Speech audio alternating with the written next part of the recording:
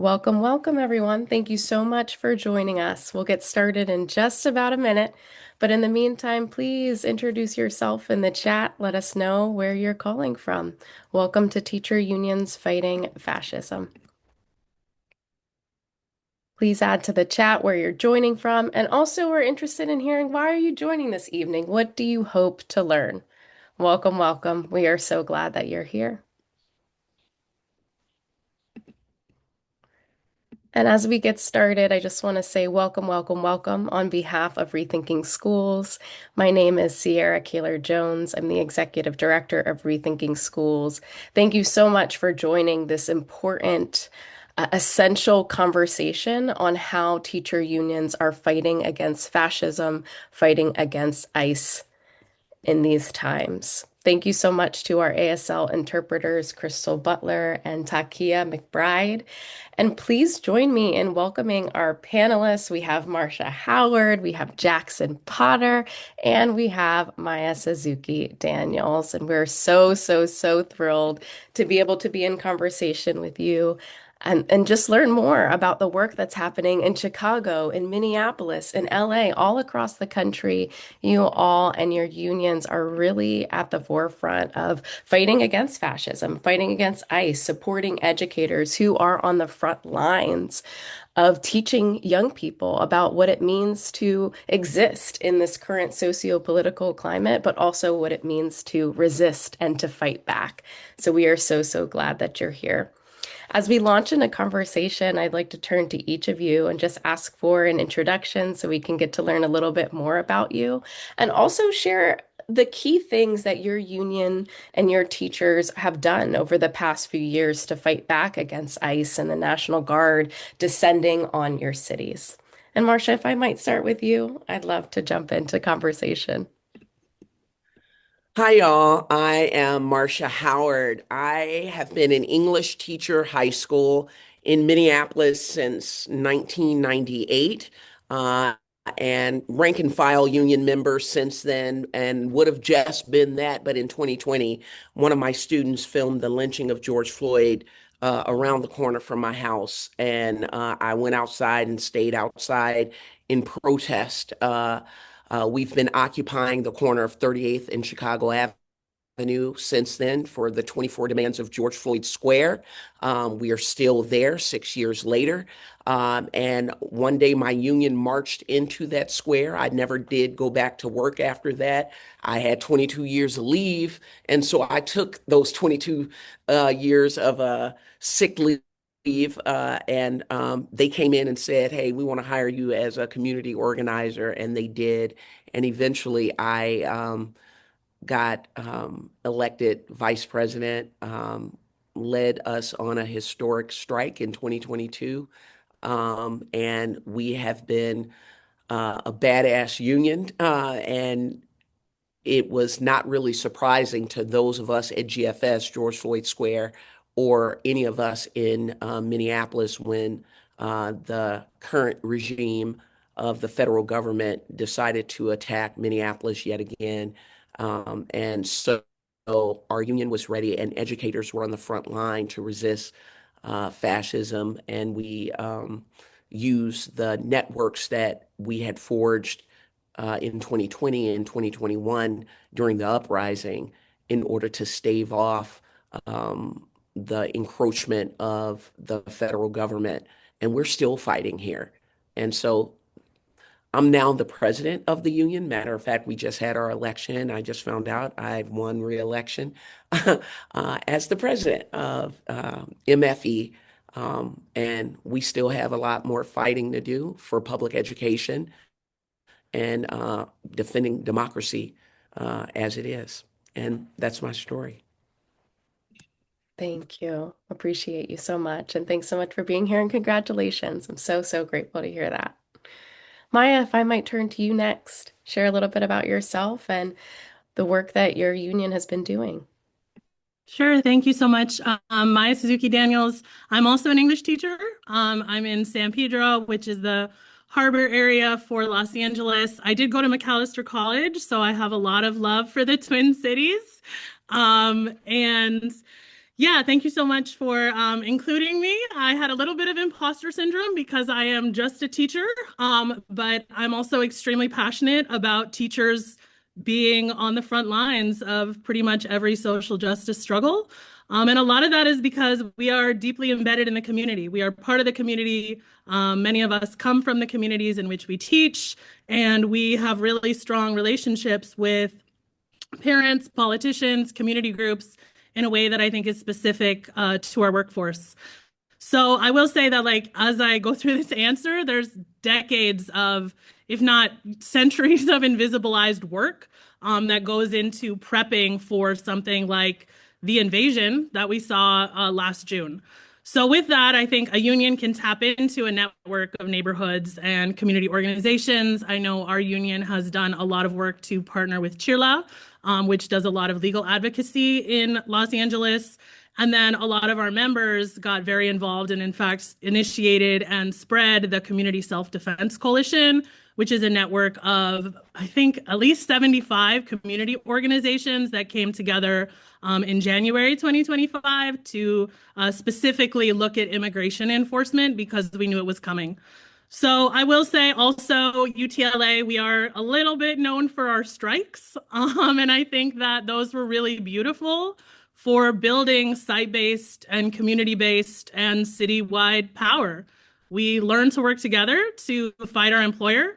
So when it came time to fight government overreach in our schools and our neighborhoods, we had a lot of skills developed.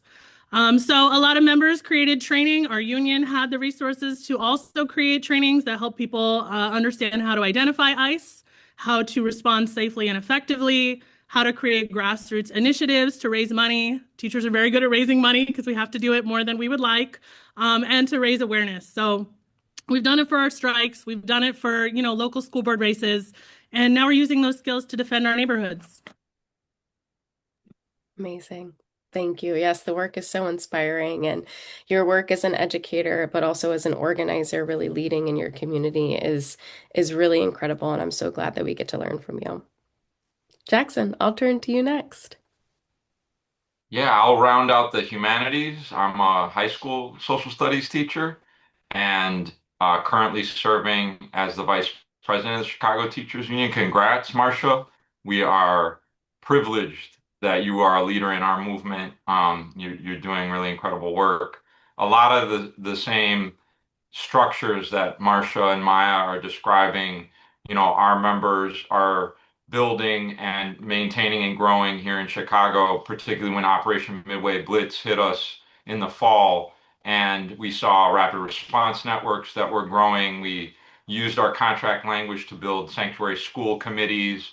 We had walking school buses. We developed methods and means by which to provide mutual aid to families that were being hammered with ICE terror and ensuring families had access to legal support and food and safe passage. So all of those things really grew out of that, massive attack, and it paled in comparison to what happened in Minneapolis. So, learning a lot from our siblings that have dealt with even greater forces of federal, assault on our rights and on our schools. And then, nationally, the CTU has been in partnership with UTLA, MFT, in building out a Mayday Strong network to provide, greater disruption economically in terms of, building broader, bolder, and bigger coalitions between community and labor across geography in order to kind of have the resistance necessary for the threats we're facing, a MAGA consolidation, the evisceration of the Voting Rights Act, and ICE has just grown, despite all of the outrage that has built out of the 123 no work, no school, no shopping movement that Minneapolis began. So we're gonna, have to continue to learn from each other and build this movement. Thank you so much, Jackson. Always appreciate learning from you. And thanks also for lifting up how important it is that we learn from each other. And so that's really what this conversation is centered in, is thinking about strategy, skill sharing, idea sharing. That way we can really continue to build this broad democratic movement for social justice. And so As part of my next question, I'm going to lift up some of Maya's words that she wrote in Rethinking Schools magazine. And so in your article, Maya, you write, these images of resistance and the repression that followed eventually faded as the media cycle moved on to other narratives. But the ICE raids and the community resistance continued as a new school year started in the fall. And so for all of you, I'll each ask you individual questions, but sort of it's under this larger umbrella question of talking about how once the press dies down, what do teachers and students and communities continue to do to keep themselves and their communities safe? And so Maya, I'll start with you and really thinking about what you wrote in your article.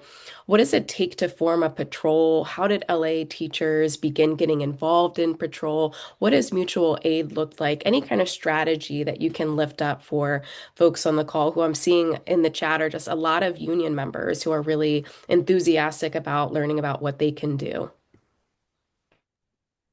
Yeah, I will say it's a little bit of a dangerous question because I think people who know me know I could talk about organizing for like 2 days straight. But I will say I think to keep it brief here, you need to have really trusting relationships with people. People got involved in these patrols because they knew somebody. They knew somebody who was on patrol. They knew somebody that was organizing a patrol. And so we grew from being, even from the beginning, even that very first day I got a call, I called the people I knew. And because we had those trusting relationships, they showed up. And then we all called people we knew, and they showed up in a backyard to do a training the next day.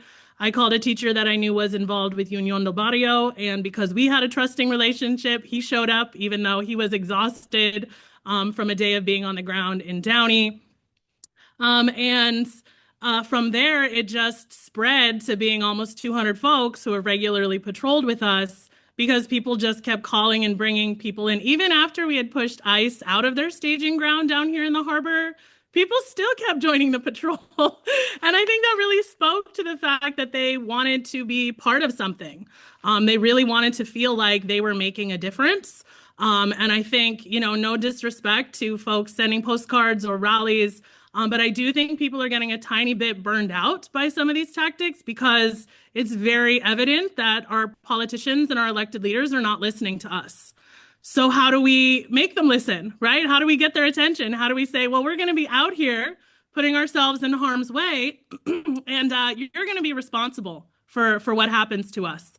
So that's the first thing. And in order to do that, I will say you really have to trust the people who are out there, even if you just met them like 30 minutes ago. The other thing you need is organization, and that is both easier and harder than it sounds. I think we are trained and socialized to wait for someone to give us directions. We are trained to wait for a webinar or a toolkit, when in actuality, as teachers and as educators, we know how to coordinate groups of people to get something done. This is something that we are required to do. We do it every day in our classrooms. If you are an effective teacher, then you will be an effective organizer. Yes, I love that. Yes. And thanks so much for lifting up the power of community and the power of the people that we know, leaning into those people, and the importance of trust, trusting each other in the movement, to know that together that we are much stronger. So next, Marsha, I'm going to turn to you. Our recent issue of Rethinking Schools magazine is titled Resist Like Minneapolis, because Minneapolis has been described as leading the way for the rest of the nation in terms of resistance, as you talked about earlier, from the racial justice uprisings in the summer of 2020 after the police murder of George Floyd, to resisting ICE, but also so much more. And so, what has happened since the surge of media in Minneapolis? What do you all want folks to know about the work that's happening on the ground? I think it's really important to understand that even though the world might be watching you in a moment, when those eyes turn away, the work still continues. The relationships that were forged have to continue. The networks have to remain solid. And that is what sustains you because what we have learned from Jamar Clark to Philando to George, the pandemic to ICE being here is give them a minute. Give them a minute. from 1776 to 2026, it's been a minute. You feel me? You feel me? Give them a minute. Don't think that this is over. Don't think that, oh, this happened and now we're done. You're going to need those connections that Maya was just talking about. You're going to need to stay organized so that you can easily be mobilized. You got to stay ready so you don't have to get ready. Every signal chat that you've been in, trust and believe there's going to be a sub chat that you're not involved in. And they probably talking shit about you. Okay. So be ready to start other chats that have something to do with something else. This one is about mutual aid. This one is about transportation. This one is about money. This one is about protection. This one is about an upstander training. You're going to have to be able to burn it if somebody gets arrested and start another one. And when we talk about trust, you got to think about elbow partners. I might not know the fourth person, but I know the person, the third person or the second person, and they trust that third person. And you might have to give it up and give it to God about that fourth person because we're not going to spend time bad jacketing people. We don't have time for that. There are things that we need to get done, and I'll see you on the line. As we go forward, and I'm going to be quite frank, it is May right now. We have a lot to get done between May and the midterms, November. You have to make sure that y'all stay connected as educational communities and your neighborhood communities or whatever communities that you find yourself in, because the work is not done and you need to get ready so you can stay ready, because you do not want to be caught come November not ready. It wasn't just ICE, it was Custom and Border Patrol. It was Arrow, which is an arm of the FBI.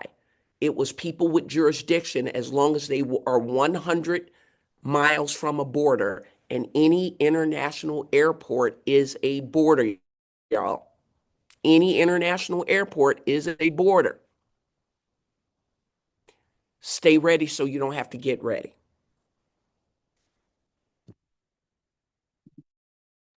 Yes, thank you so much. Thanks for those words and a good reminder, right, that the work is constantly happening and needs to constantly happen so that we're always ready.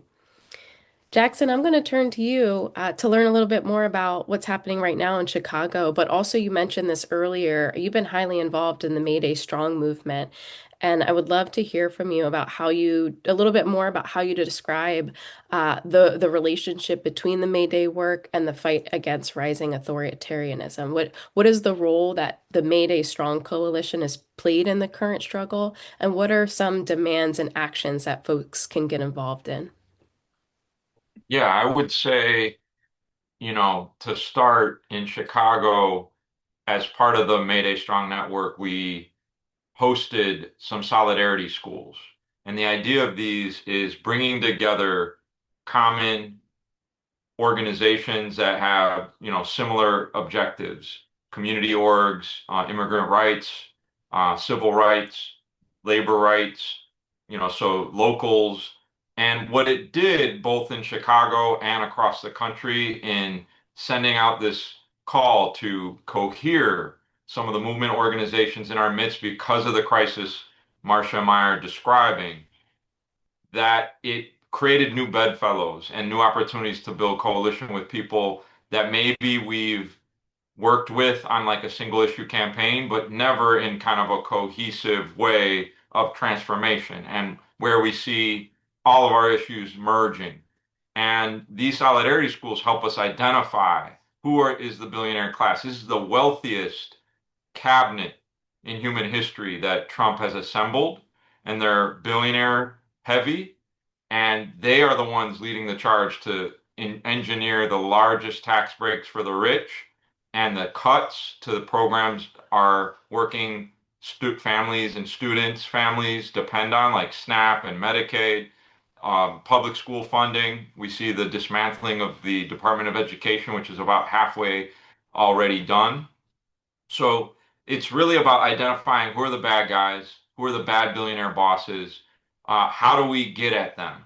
Not just playing defense, which is crucial and essential when we're being attacked. You have to play defense, but how do we put them on their heels? How do we create, structures that enable us to go and go after some of the billionaire targets, the Palantirs, what Minneapolis did on 123 and forcing corporate America to say, stop, enough's enough, was a really valuable contribution.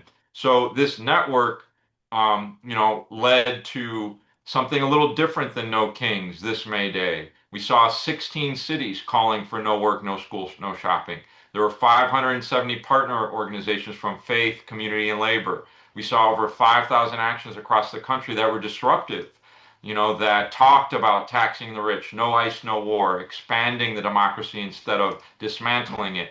And as a result, you saw airports being shut down in San Francisco and Oakland, disruption of Hilton for housing ICE agents, 21 school districts shutting down in North Carolina. We did a day of civic action and for the first time ever celebrated and understood the sacrifice workers made to get an 8-hour day in Chicago, where it started 140 years ago. Our Sunrise Movement siblings shut down the New York Stock Exchange. There was a die-in at XAI in Memphis. There were street blockages throughout DC. There was a nurse strike in New Orleans. There were strikes popping up everywhere in Loyola here in Chicago by grad students. There was a rent strike in Montana. So I know Marcia could talk about what they did in the bridge blockade.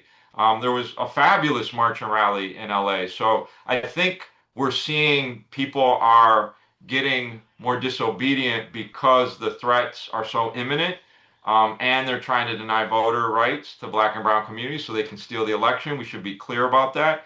And nothing absent, shutting down the means of production, having economic disruption is going to be enough to stop the billionaires as they're trying to dismantle all the things the civil rights movement fought for and accomplished. Yes, thank you so much. I'm appreciating just you lifting up the importance of allowing us to understand the intersections of all of the issues, right? It's not just a single issue, that it is all of the issues and that are they're intertwined. And Marcia, I'd like to turn back to you too, since Jackson mentioned the work that you all are doing, if you want to lift up some of the Mayday Strong work that you all are also engaged in. I'm glad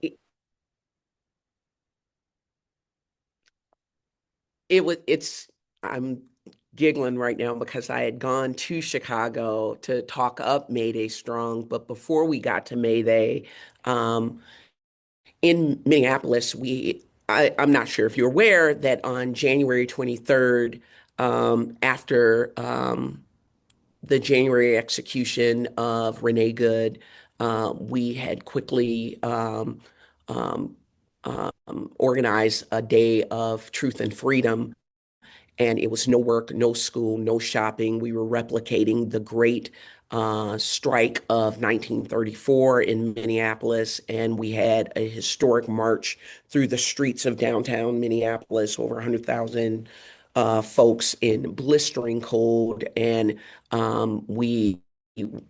they said at least 1/3 of Minnesota participated in one way or another. It was as close as we've gotten to a general strike in almost 100 years. And the next day, as usual, the powers that be did a pendulum swing and executed Alex Preddy. And instead of daunting us, instead of having us cower, because, of course, they want black and brown people to be cowering in the corners. They had a multicultural group of folks outside again with whistles and their phones, still documenting the atrocities committed by the federal government. We still stood our ground. And then next Friday, we were again downtown, joined by um, the boss, Bruce Springsteen, who had come into town. And that was in January. But in the ensuing months, we got ready for May Day Strong, and there was a coalition.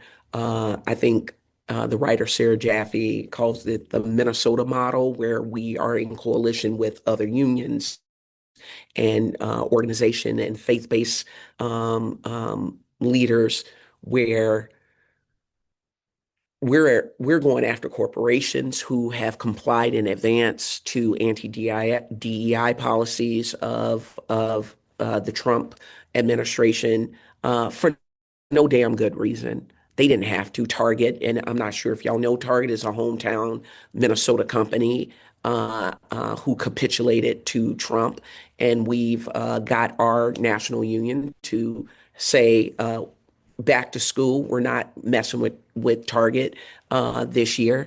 And they were already under a boycott, a national boycott based out of Minnesota. Um, and we continue to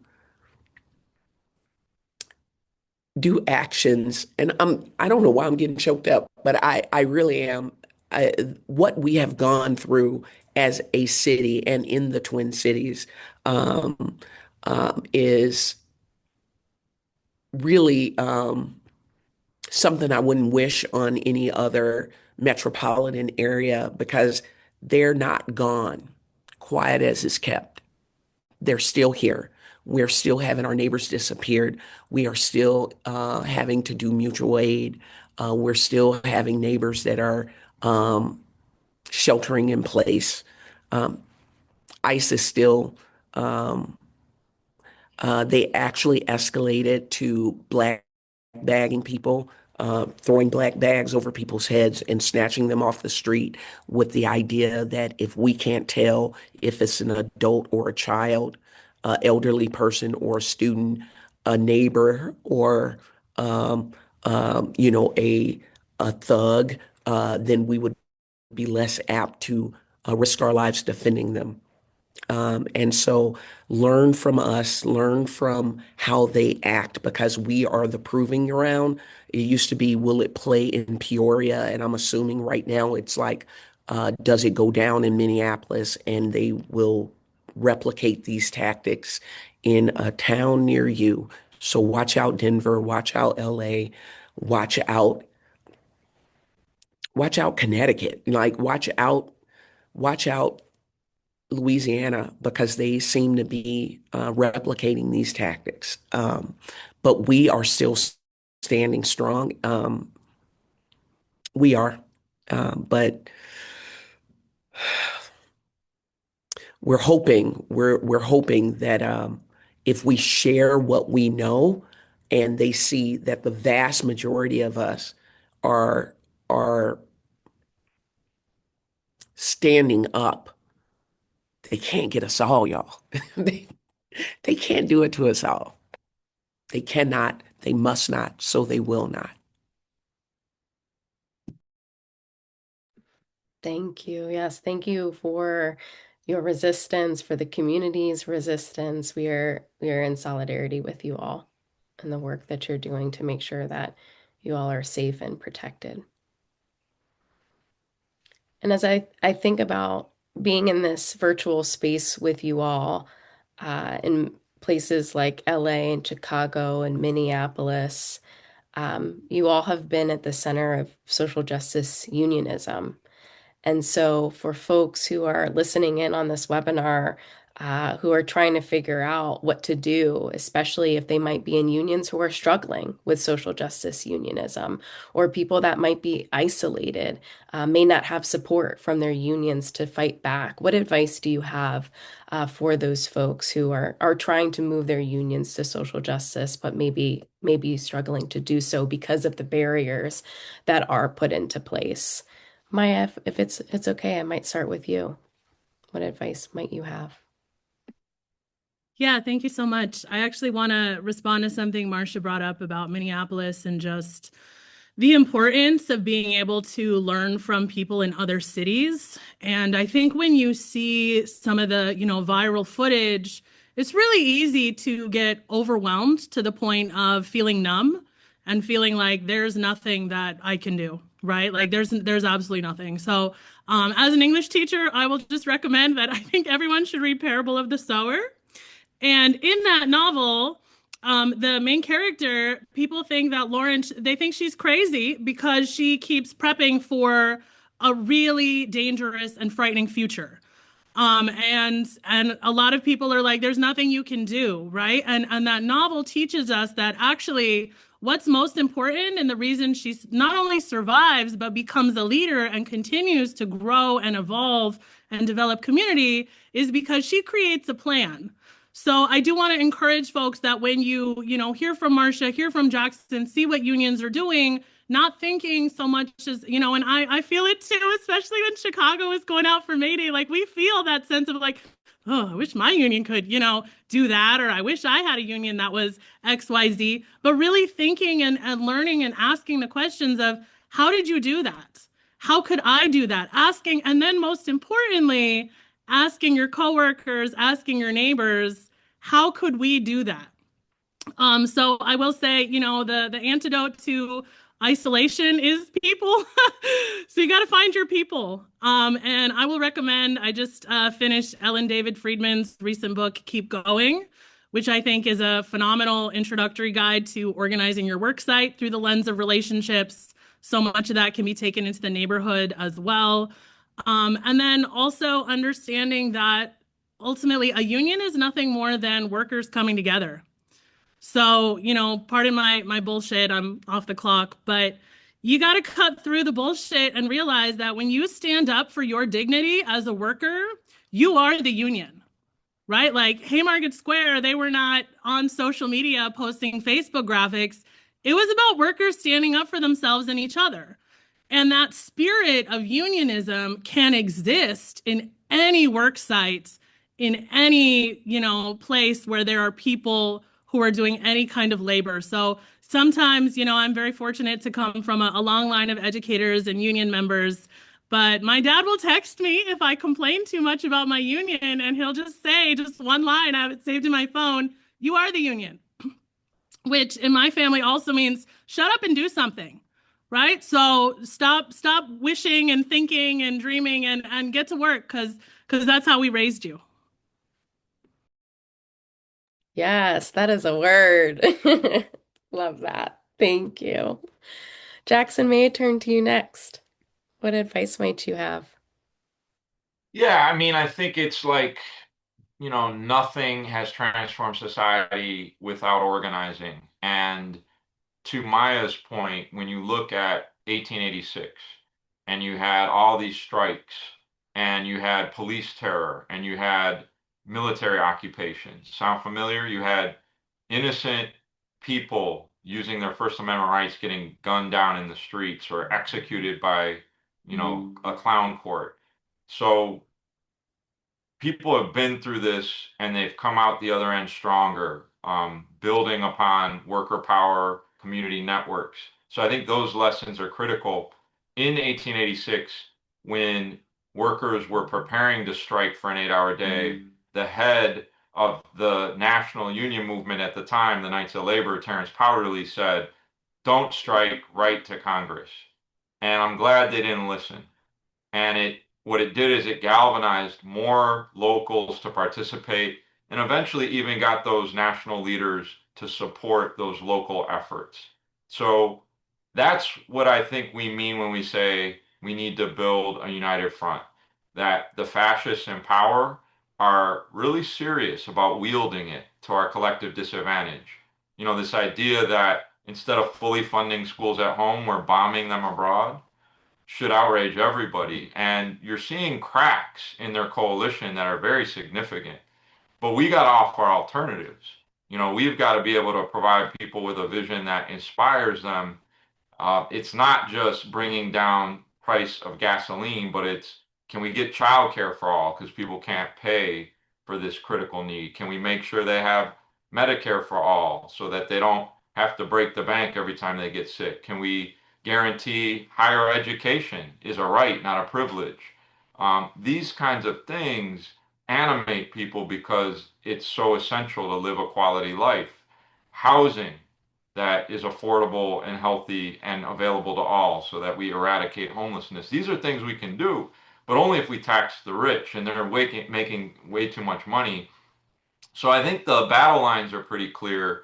Now we just got to get information. And I do think, we're going to need some solidarity schools about not just get out the vote for November, because I think it is important to vote. The question is, will they allow a vote to stand? We see what they're doing to set the stage for ICE at the polls, for invalidating, you know, um, key southern states. And this gets to a question in the chat, where somebody's asking, what can I do? I'm in the South. Well, in 2018, we saw what teachers did in the South, Red for Ed. They didn't have union rights in West Virginia, but they took all 55 counties out on strike. In Kentucky, we saw it in North Carolina on May Day this year, and we saw it back then too. Colorado, Oklahoma. So these things are possible, and the conditions have deteriorated to such an extent that I think more and more people are saying something's, structurally wrong with the system, and I can't get what I need. And so we can build that broad front to win those things, but it's going to require more of us doing more organizing, reaching out across the aisle, kind of building the center of attraction. And I think May Day is one piece of it. The elections are going to be a critical way for us to galvanize more support. Yes, thank you. And thank you also for pointing us to the importance of vision and also having things that we are fighting for, not just against. Marshall, I'll turn to you. What advice do you have for folks who may be in unions that are struggling with social justice unionism? I don't know if this actually is going to help because I think about all the things that Jackson brought up, and I think about the fact that I'm about to leave here and go turn the lights on at George Floyd Square. I have been fighting for Black liberation at GFS for 7 years, come 5/25. Uh, and anti-Black is at the heart and root of so much of the reason why we have disparity in this nation. One of the reasons we won't have free healthcare is because people don't want Black people to have it. The reason we don't have free public transit because they don't want Negroes to have it. The reason we don't have things is because people would rather go without if they thought me and mine would have it. And until people are honest about that,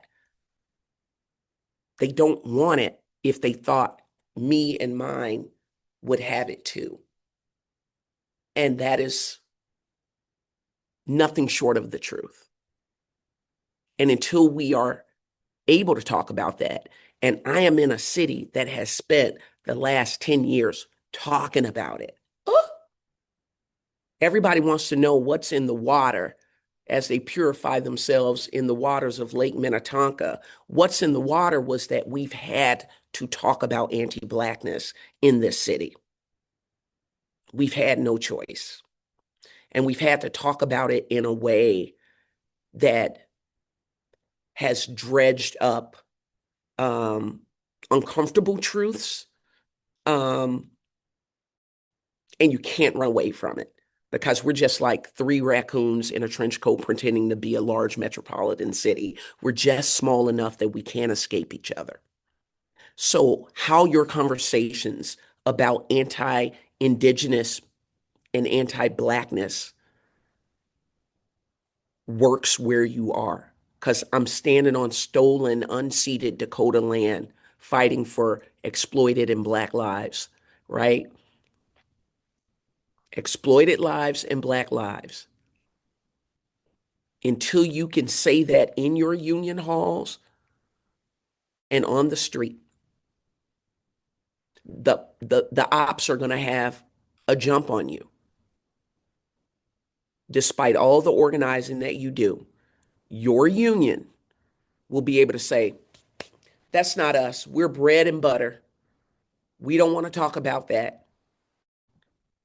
And they will be able to use that to be a wedge in your union, in your neighborhood, at the work site, on the shop floor. Until y'all do right by me, Ain't none good gonna come. And in Minneapolis, we have a reckoning as a city that started with Philando. And there's this grand arc through the uprising. We burned down an entire police precinct and did not rebuild it. I have taken 6 city streets and have not returned it. We don't say no justice, no peace. We say no justice, no streets. And I dare them to arrest me. You're going to have to figure out why you need to stand while you're standing there. What is worth fighting for? Is it your nation? Is it your neighbor? What is it? Pick the battle, pick up your weapon, and then fight. We must, so you have to fight.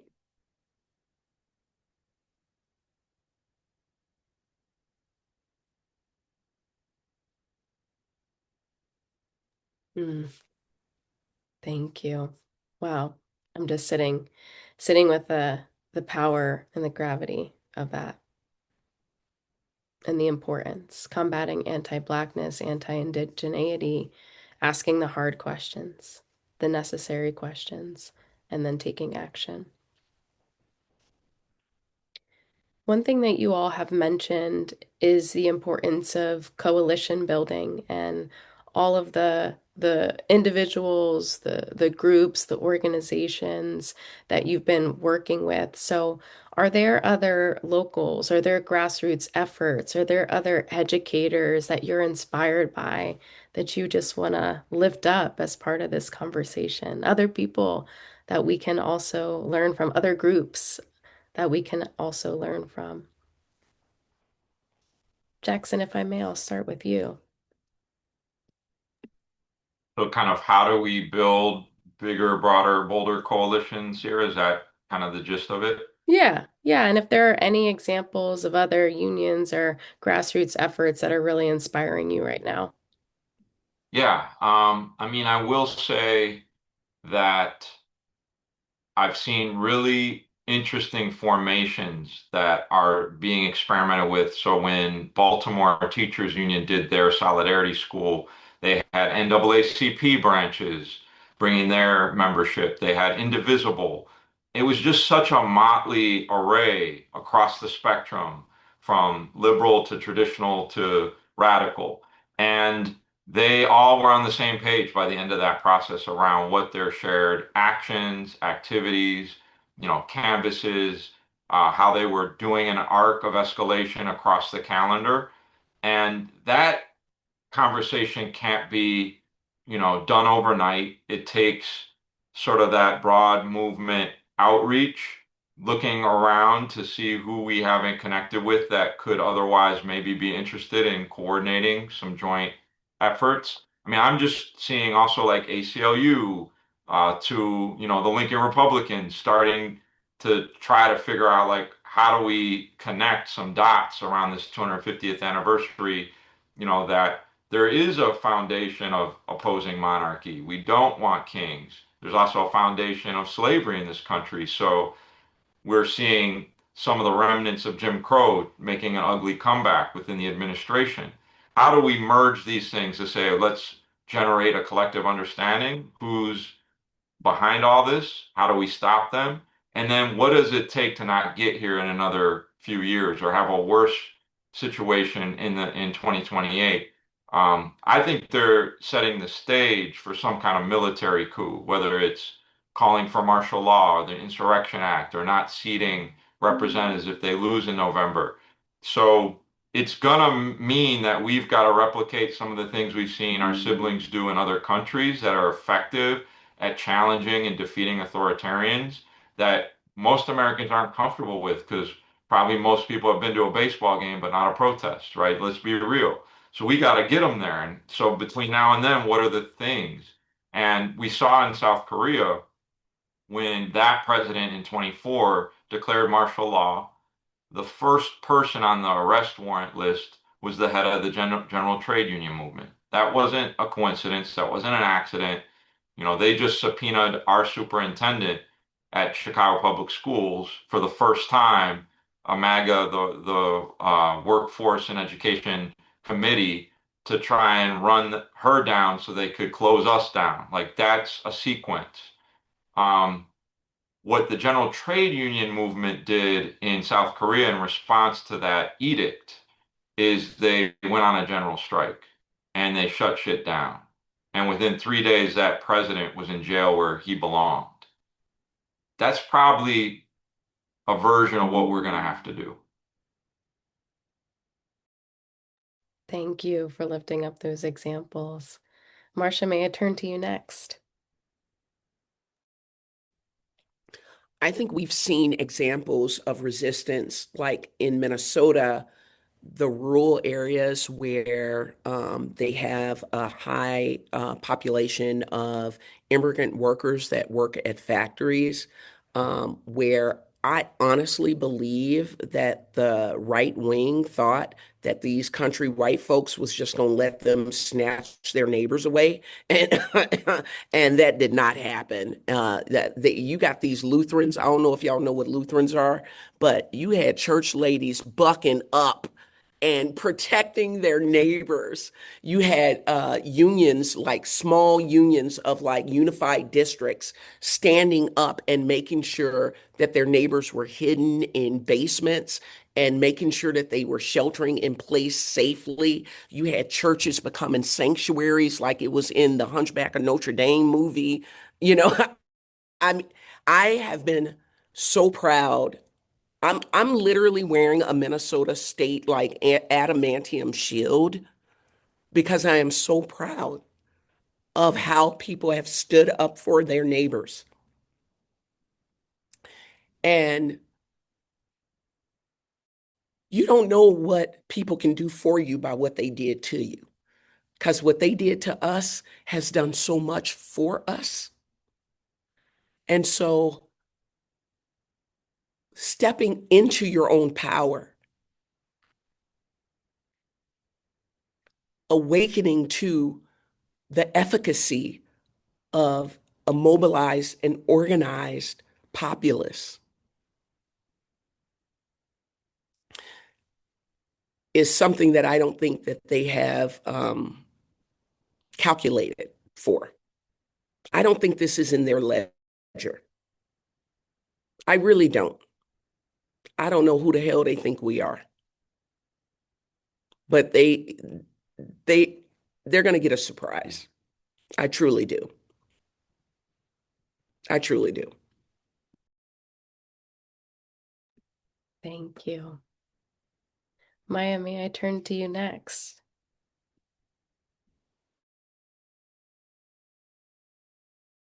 Sure, but I tried to unmute Marcia to get some more of that wisdom. Sorry. Yeah, I will say that I think, I'm going to kind of tie this together with the question in the chat, the one about rural organizers, and then there was a question about the South. And I will say that I grew up in rural Montana, so that sensibility has come with me all the way to Los Angeles. And I think it really impacts and influences how I organize because in rural Montana, you are first and foremost not going to get along with everybody. You got a lot of weirdos out there. But secondly, you really cannot afford to make enemies in a town with 1,500 people. First and foremost, you don't know who's related to who. But secondly, you also don't know who you're going to need to pull you out of a ditch in a blizzard. So I That think that part. that is so important when it comes to how we approach and navigate organizing is understanding that we are not all going to get along, right? There is not a platform, there is not a line that is going to magically solve all of the divisions between us because this is a country with a 400-year history of division, specifically around our labor. And that persists, right? It's not personal. It's not a character flaw. It's just that you live in this context. So, within that, I think it's so important to dig into. I've been very fortunate. People have been giving me a lot of book recommendations about SNCC, the Student Nonviolent Coordinating Committee. And I have just been insatiable because this is the kind of organizing that we have to be doing. It cannot be, commanding people to do, enact a plan. It has to be involving people. It has to be seeing people as inherently worthy of being included and understanding that the local culture, the local context, the local history, the local network of relationships, that is going to be the line between surviving and not making it through. So that has been a tremendous source of inspiration for me. And I've really seen this with the Community Self-Defense Coalition. I was at the first meeting back in January, and it was funny because there were a lot of people in the room that I was like, these people don't get along. I don't like that person. I don't want to sit by her. Because we're on the left. We got we got a lot of issues with authority. And we all have a very principled way of being and a way of seeing things. But the threat is bigger than that.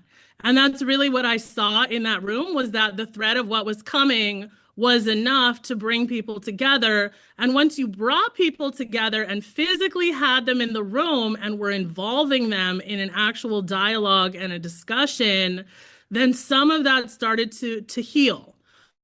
And so and also the other thing that makes you successful is actually working with people. When you have to be out there doing the work, it doesn't matter, right? Like what kind of beef you used to have. Really, what you needed was 30 minutes to ride around in a car together and look for ice and have that conversation about how are your kids doing and figure out where your common ground is. Because at the end of the day, we all want so many of the same things. So yeah, shout out to Union del Barrio and the Community Self-Defense Coalition for all of the work that they did to push through some really intense divisions within Los Angeles and make that happen. And everybody should check out this link in the chat and read what they can about SNCC, because if you have an injustice in your community, right, that's an opportunity. You got to start where you are. Maya, can I piggyback on something you just said? Because I'm going to bake all y'all bread real quick, especially when I'm at GFS and I talk to young leftists, and they call me a boomer, even though I'm Gen Z. um, we're on 38th Street, and I deal with folks who have, had a boundary, and they say they don't mess with folks who are diametrically opposed to their viewpoints. They say, I don't talk to fascists, I don't talk to people who are don't align with my values. And then I say, hey, I'm a retired Marine, so I'm going to put it to you like this. In, in this world beyond the world that we live in, do you plan on killing them? And then they say, whoa, Marsha, what you talking about? I mean, do you plan on killing them? Because if they're going to live in our world,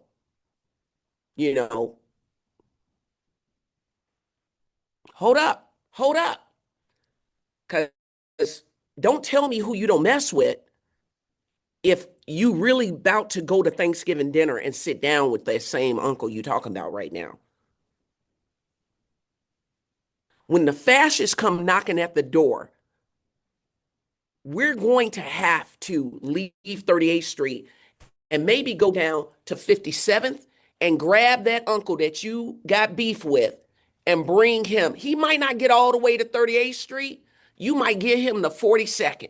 Y'all might be aligned on something all the way to 42nd Street. He might not be on 38th with us. We might be able to get Karen, your Aunt Karen, all the way to 50th. Uh-huh. She might still be your neighbor, though. She can come along.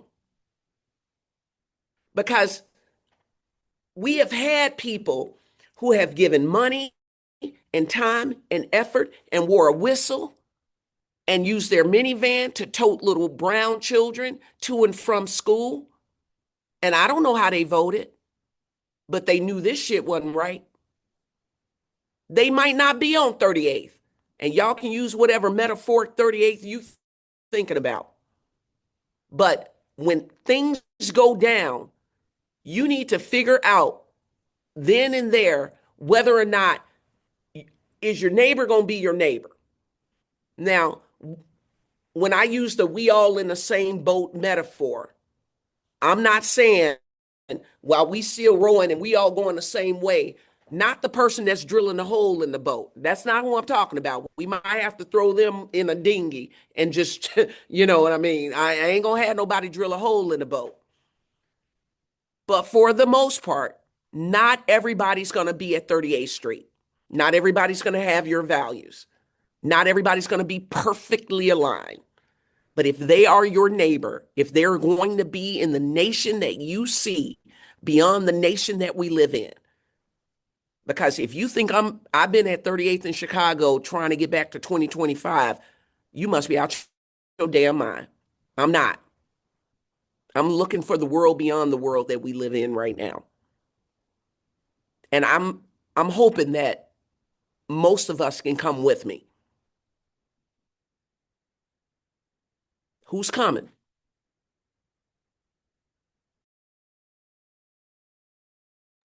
Mm, such powerful words. Thank you. And as we go into our final minute together, I just want to ask one final question. I would love to hear from you all just one sentence about what's giving you hope right now. I know it's really difficult to feel hope, but thinking about Miriam Kaba and hope as a discipline and how it's something that we have to practice and lift up the hope and hold on to something more powerful, something more beautiful, something greater, something that we're working towards in our vision. So what's giving you hope right now? Just one thing. There might be a few things, but just one thing that you want to lift up. I mean, I'll just say like our members, educators generally, students and families, they really are connected to Maya's point around the real deep connections between school communities and the broader community. We need to use that to really lift up our collective voices, and there's never something that can defeat us when we do that.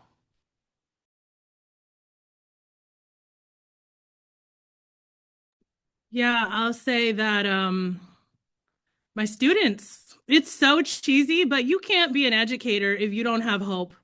Anyone who's been in a classroom understands that your attitude is tremendously contagious. And if you are a hopeless individual, your students will pick up on that. And they're not going to prepare for a future that, the adult who's entrusted with their care does not think is going to happen. So it is a professional as well as a political responsibility for me to have hope and bring it into the classroom and say, listen, it's been a tough go here in America, but I believe in y'all, and what you put into teaching, you will get back, because my students this year have just been the most phenomenal, inquisitive, persistent group of students. People have a lot to say about a post-COVID TikTok generation. But as somebody who is in the classroom every day, I have so much hope for our future.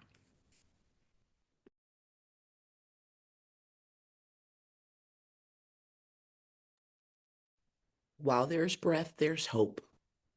Plain and simple. I love that.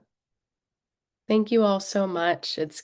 This conversation gives me hope. Learning from you all gives me hope. Thinking about social justice unionism, thinking about the educators all across the country and across the world that are having conversations and teaching students about current struggles, teaching them about resistance, historical examples that you all have lifted up, and also thinking about current examples, getting involved in community, learning from each other. That gives me hope. And as we get ready to close out this conversation, I want to say thank you so much to our panelists. Thank you to Marcia. Thank you to Maya. Thank you to Jackson for sharing your strategies, your stories. The work that you're doing is so inspiring, and it keeps all of us going because we need places where we can look to for hope, where we can tether our hearts to possibility about what can be possible when we come together in community. Thank you to Crystal Butler and Takia McBride, our ASL interpreters. We appreciate you all so much for being in this space with us. And just for you all, as you are heading out and into the rest of your day or your evening, thank you so much for joining us. Thanks for being in the space for us.